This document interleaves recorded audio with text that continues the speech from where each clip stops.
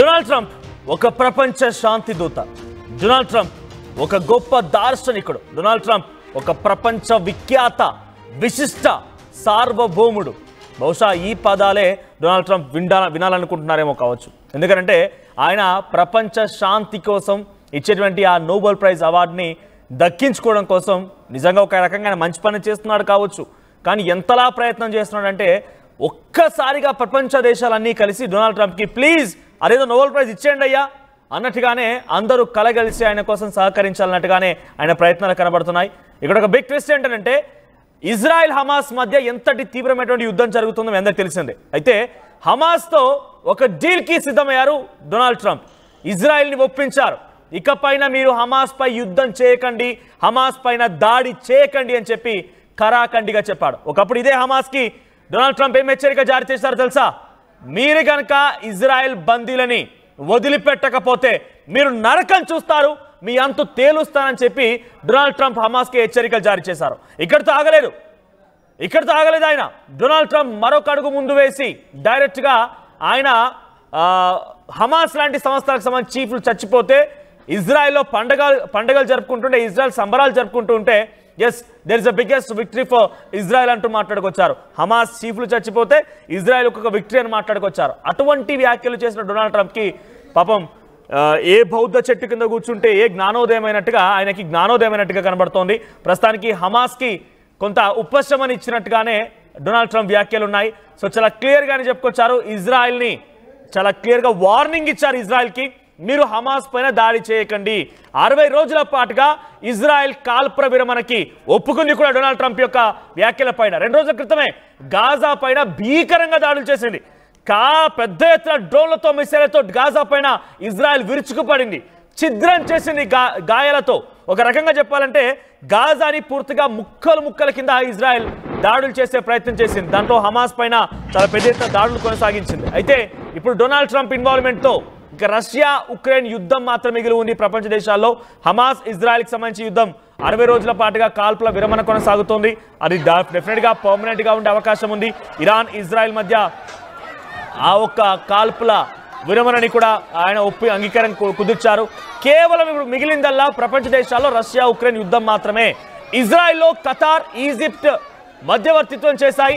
యుద్ధాన్ని ముగించడానికి ఎంతో ప్రయత్నిస్తున్నారని చెప్పి ట్రంప్ చెప్పుకొచ్చారు. సో మరోవైపుగా కొద్ది రోజులుగా గాజా ప్రజలు స్వేచ్ఛగా ఊపిరి పీల్చుకోవచ్చు అన్నారు. రానున్న రోజుల్లో యుద్ధం లేకుండా చేస్తానని చెప్పి డొనాల్డ్ ట్రంప్ అన్నారు. మిడిల్ ఈస్ట్ దేశాల కోసం సీజ్ ఫైర్ ని కూడా హమాస్ ఒప్పుకుంటుందని ఆయన చెప్పుకొచ్చారు. అయితే మరోవైపుగా హమాస్ ఒప్పుకోకపోతే నరకానికే వెళ్తారట. చూసారా, ఒప్పుకున్నారా సరే లేదంటే నరకానికే వెళ్తారు. డెఫినెట్గా ఇప్పుడు ఉన్న పరిస్థితుల్లో హమాస్ ఒప్పుకోక తప్పదు. బికాజ్ దే ఆర్ డిఫెండ్లెస్, వాళ్ళు డిఫెండ్ చేయలేకపోతున్నారు. దే ఆర్ అటాక్లెస్, సో అటాక్ కూడా చేయలేకపోతున్నారు. కాబట్టి డొనాల్డ్ ట్రంప్ యొక్క వ్యవహార శైలి అటు ప్రపంచ శాంతి కోసం ప్రయత్నిస్తున్నట్టుగానే ఆయన ఎలివేట్ ఇస్తూ ఉన్నారు. ప్రస్తుతానికైతే ఆయుధాలను హమాస్ వదిలేసి బందీలను అప్పగిస్తే యుద్ధం ఆపుతామని చెప్పి నెతన్యాహు అన్నారు. సో నెతన్యాహు అంగీకరించినట్టుగానే ఉంది. ఇటు హమాస్ కూడా అంగీకరించక తప్పదు. ఇక డొనాల్డ్ ట్రంప్, నేను మళ్ళీ చెప్తున్నా వినండి. డొనాల్డ్ ట్రంప్ చాలా క్లియర్గా ఆయనకి ఇప్పుడు 78 ఏళ్ల వయసు, ప్రపంచ దేశాల్లో యుద్ధాన్ని ఆపుతానని చెప్పి ఎలక్షన్ సమయంలో చిటికలు వేసి మరి చెప్పుకొచ్చారు. కను మూసి తెరిచేలోగా యుద్ధాన్ని ఆపేస్తామని అక్కడ ప్రచారం చేసుకున్నారు. అన్నట్టుగానే ఇజ్రాయెల్ ఇరాన్ మధ్య యుద్ధాన్ని కొంత సమయం పట్టినా ఆయన దాడి చేసి ఆపేశారు. ఇండియా పాకిస్తాన్ యుద్ధాన్ని కూడా కొంత కంట్రోల్ చేసేటువంటి ప్రయత్నం నేనే చేశానని చెప్పి ధిక్కార స్వరాన్ని, ఒక రకంగా ధిక్కారం కాదని అహంకారపూరిత స్వరాన్ని వినిపించారు ఆయన. ఆ తర్వాత దాన్ని తిప్పికొట్టే ప్రయత్నం మన foreign minister secretary Vikram Misri చాలా క్లియర్గా చెప్పుకొచ్చే ప్రయత్నం చేశారు. ఇక మిగిలిందల్లా రష్యా ఉక్రెయినే. అది కూడా రష్యా అంగీకరించినట్టుగానే ఉంది. ఉక్రెయిన్ పైన దాడి చేయం మేము, డొనాల్డ్ ట్రంప్ చెప్పినట్టుగానే వింటాం. I'm having a very huge respect towards Donald Trump అన్నట్టుగానే రష్యా అధ్యక్షుడు మాట్లాడడం అన్ని చూస్తూ ఉంటే డొనాల్డ్ ట్రంప్ ఒక ప్రపంచ శాంతి కోసం ప్రయత్నం చేసే వ్యక్తి కాబట్టి నోబెల్ ప్రైజ్ వెంటనే పరిగెత్తుకొని వెళ్ళిపోయి డొనాల్డ్ ట్రంప్కి ఇచ్చేసి చేతిలో పెట్టాడు అన్నట్టుగానే ప్రపంచ దేశాలని చెప్పాలి అన్నట్టుగానే డొనాల్డ్ ట్రంప్ వ్యవహరిస్తున్నారు. అది ఒక రకంగా ప్రపంచ దేశాలకి కొంత లాభసాటిగానే ఉంది.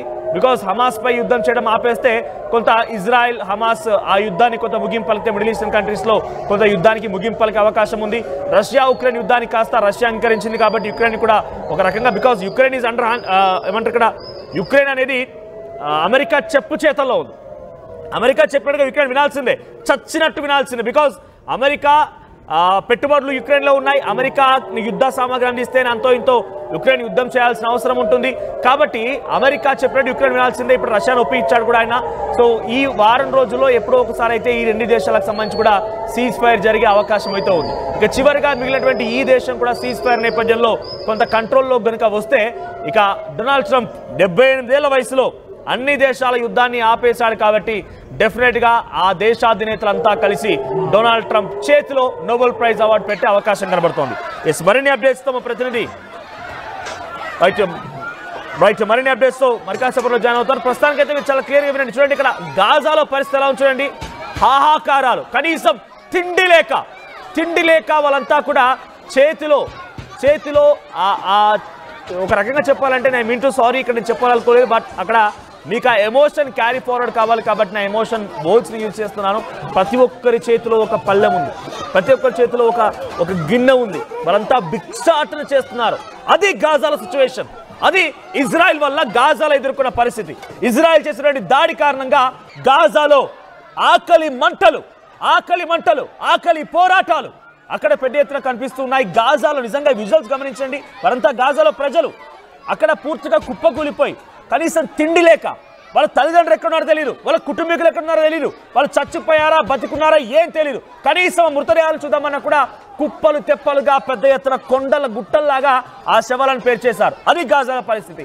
ఇప్పుడు డొనాల్డ్ ట్రంప్ ఇన్వాల్వ్మెంట్తో ఏమైపోయిందనంటే హమాస్ పైన గాజా పైన దాడిని ఒక రకంగా మేము ఆపేస్తామని చెప్పి ఇజ్రాయెల్ ఒప్పుకున్నట్టుగానే ఉంది, అంగీకరించింది కూడా. ఇక మిగిలిందల్లా హమాస్ ఒప్పుకోక తప్పదిగా. ఇటువంటి ఒక దుర్మార్గమైన సిచ్యువేషన్ చూసైనా హమాస్ ఇప్పుడున్న సిచ్యువేషన్లో కొన్ని రోజుల పాటుగా యుద్ధానికి ముగింపు కనుక పలకకపోతే ఇక పైన గాజా అనేది ఇక ప్రపంచ పట్టంలోనే లేకుండా పోయే అవకాశం కూడా ఉంది. కాబట్టి డెఫినెట్గా డొనాల్డ్ ట్రంప్ యొక్క మాటలు అంగీకరించాల్సిందే. సో నేను మళ్ళీ చెప్తున్నాను, డొనాల్డ్ ట్రంప్ చాలా క్లియర్గా ఆయన చేసినటువంటి మాటలు, ఆయన ప్రవర్తనలు కొంత ప్రపంచ దేశాలకి లాభసాటిగానే ఉంటున్నప్పటికీ ఇప్పుడు ఎందుకు చేస్తున్నారు ఆయన దాన్ని బట్టే మనం కొంత లోతుగా విశ్లేషిస్తే హీఈస్ ఎక్స్పెక్టింగ్ ఫర్ నోబెల్ ప్రైజ్ని ఎక్స్పెక్ట్ చేస్తున్నారు. అందుకే ఇరాన్ ఇజ్రాయెల్ కాల్పుల విరమణకు సంబంధించి ఆ ఒప్పందాన్ని కుదుర్చారు. ఆ తర్వాత మరోవైపుగా అటు డొనాల్డ్ ట్రంప్ ఇప్పుడు ఇజ్రాయెల్ హమాస్ పైన దాడి చేయకుండా అడ్డుకున్నారు. ఆ తర్వాత రష్యా ఉక్రెయిన్ యుద్ధం నేపథ్యంలో కూడా రష్యాను దాదాపుగా అంగీకరించేశారు. ఆయన రష్యాను కూడా ఒప్పించారు. ఇక మిగిలిందాల యుక్రెయిన్ కూడా తప్పనిగా Ukraine no option. Ukraine America మాట విని సీజ్ ఫైర్కి వెళ్లాల్సిందే. లేకపోతే అమెరికా ఏమాత్రం కూడా ఆ యుద్ధాన్ని సామాగ్రిని కూడా వాళ్ళకు సప్లై చేయడం ఆపేస్తే యుక్రెయిన్కి కనీసం శ్వాస తీసుకునే టైం కూడా ఉండదు. రష్యా అంతటి స్థాయిలో దాడి చేయబోతోంది. సో ఇక ప్రపంచ దేశాల్లో ఈ దెబ్బతో ఒక రష్యా ఉక్రెయిన్ యుద్ధం తప్ప మిగిలిన యుద్ధాలన్నీ ఆగిపోయాయి. దాదాపుగా దానికి కంక్లూజన్ వచ్చినట్టే. ఒక రష్యా ఉక్రెయిన్ యుద్ధం కనుక ఆగిపోతే ఇక ప్రపంచ శాంతి డెఫినెట్గా అమల్లో ఉన్నట్టే. సో డైరెక్ట్గా అవార్డు అంతా తీసుకెళ్లి డొనాల్డ్ ట్రంప్ చేతిలో పెట్టాల్సిందే. దాదాపుగా రీచ్ అయిపోయారని టార్గెట్ని. పాకిస్తాన్ నీడ్స్ కమింగ్ కుక్కలతో కూడా ఆయన ఒక రకంగా నోబెల్ ప్రైజ్ డొనాల్డ్ ట్రంప్కి ఇవ్వాలని చెప్పి ఒప్పించగలిగారు. ఆ మాటలు వారి చేతి చెప్పించగలిగారంటే అర్థం చేసుకోండి. చైనాతో ఉన్నటువంటి టారిఫ్ వార్ని కొంత కంట్రోల్కి తీసుకొచ్చారు. ఇండియా పాకిస్తాన్ మధ్య యుద్ధం నేపథ్యంలో ఇండియాకి ఏం పెట్టుబడి రావద్దు, యాపిల్ కంపెనీ వెళ్తే వద్దని చెప్పి, శాంసంగ్ కంపెనీ వెళ్తే వద్దని చెప్పి డొనాల్డ్ ట్రంప్ ఇండియా పైన అక్కసు వెళ్ళగక్కే ప్రయత్నం చేసి మొన్న మధ్య జూలై 8లోగా ఇంకో 4 రోజులు ఉంది, జూలై 8లోగా ఇండియాతో ఒక బిగ్గెస్ట్ బ్యూటిఫుల్ డీల్కి నేను సిద్ధమవుతున్నాను, అదంతా కూడా త్వరలో అమలు కాబోతోంది, జూలై 8న ప్రకటిస్తానని కూడా ఆయన చెప్పుకొచ్చారు. అంటే అన్నిటితో ఎవరెవరైతే శత్రు దేశాలుగా తను అభివర్ణిస్తున్నారో ఆ శత్రు దేశాలన్నిటితో కూడా ఆయన ఒక రకంగా సీజ్ ఫర్ అండర్స్టాండింగ్ అని చెప్పి తీసుకొచ్చి శాంతికి ప్రయత్నిస్తున్నారు. డెఫినెట్గా ఇక్కడ ఒక రకంగా డొనాల్డ్ ట్రంప్ని అప్రిషియేట్ చేయాల్సిన విషయం, ఆయన ప్రపంచ శాంతికి ప్రయత్నం చేస్తున్నాడు. దాని వెనుక కుట్ర ఏంటి అంటే, టార్గెట్ ఏంటి, లక్ష్యం ఏంటంటే కనుక నోబెల్ ప్రైజ్ అవార్డు మాత్రమే. సో డొనాల్డ్ ట్రంప్ యొక్క వ్యవహార శైలి నీకేమనిపిస్తోంది? డొనాల్డ్ ట్రంప్ నిజంగా నోబెల్ ప్రైజ్కి అర్హుడేనా? నోబెల్ ప్రైజ్ రావాలనేటువంటి ప్రయత్నంలో భాగంగా ఇవన్నీ ప్రయత్నాలు చేస్తూ ప్రపంచ శాంతి కోసం ఆయన తాహతాలాడుతున్నారా? ఒక రకంగా ఇది ప్రపంచ దేశాలకి లాభమే అయినప్పటికీ ఆయన ఇప్పుడు ఈ ప్రయత్నం చేయడం వెనుక ఆయన కుట్ర ఏంటి? కామెంట్ చేయండి.